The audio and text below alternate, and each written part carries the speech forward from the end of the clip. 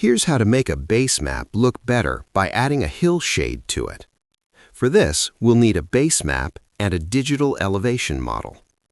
Before we move on, let's duplicate the digital elevation model. We'll use it to give some lighting to the hillshade later. Also, make sure to follow this layer order. Let's start with the base map. I'll use Carto Dark Base Map with no labels. You can watch my short video on how to get it. If you're using a different base map, you may want to change some parameters to get a satisfying result.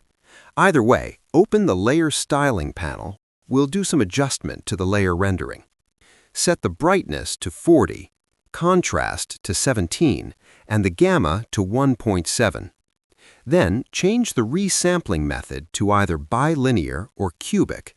This will make the base map smoother. Still on the Layer Styling panel, navigate to the Shading Renderer menu. Enable Global Map Shading and choose the highest elevation method.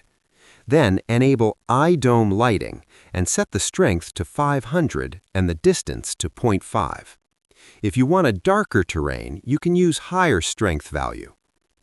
Now, let's do the hillshade. Select the elevation model and open the Layer Styling panel, then change the symbology to hillshade. Set the Z factor depending on how rugged the terrain on your elevation model. The higher the value, the more pronounced the terrain is. In this case, I'll use 0.5. Next, enable multi-directional setting. This will prevent some part of the hillshade to appear darker. Then change the blending mode to soft light.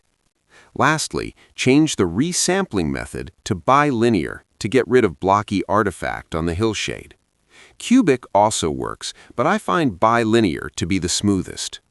As for the color layer, change the symbology to single-band pseudo-color. Click the color ramp to edit it. Add a gradient stop by double-clicking the color ramp and set the relative position to 50%. Then make all the stops color white.